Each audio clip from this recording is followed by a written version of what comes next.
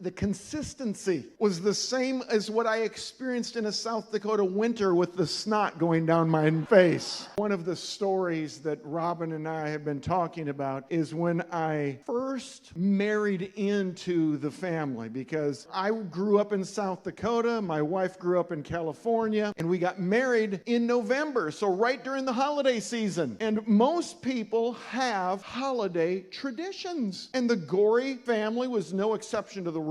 Christmas season began, and we went through, the normal messages during the month of December. We had a Christmas Eve service. Robin's dad was a pastor, so he presented the message, and then we went home to eat let's just say it was a food that was one of their family traditions, and it was something called gumbo. How many have a gumbo recipe in their family? Let me see. Okay, I guarantee you it did not taste like what they served me, because I'm from South Dakota, and being from South Dakota, we had steak and potatoes, we had hamburgers and French fries, we had pork and chicken and scallop potatoes, but I never ate something called okra in my entire life. And I just need you to know that when you boil okra, the consistency was the same as what I experienced in a South Dakota winter with the snot going down my face. It was the least favorite texture I had ever placed in my mouth in my entire life. And that night, I gagged down this family recipe with an entire loaf of bread to guide me. And so for the next 365 days, I was dreading the next Christmas. But it came. And that Christmas, I'm anticipating the same pain and the same torture. And as she distributes the gumbo to everybody, she doesn't place a bowl in front of me. But instead, my mother-in-law goes into the kitchen and brings out 2 broiled lobster tails with drawn butter. And I knew I had scored in the mother-in-law department. She didn't just tell me she loved me. She showed me what being a part of her family was all about, and the measures that she would take to make me feel welcomed, loved, appreciated, and a part of the family remind me of the story that we are going to read today, and it's found in Luke chapter 10, beginning in verse 25.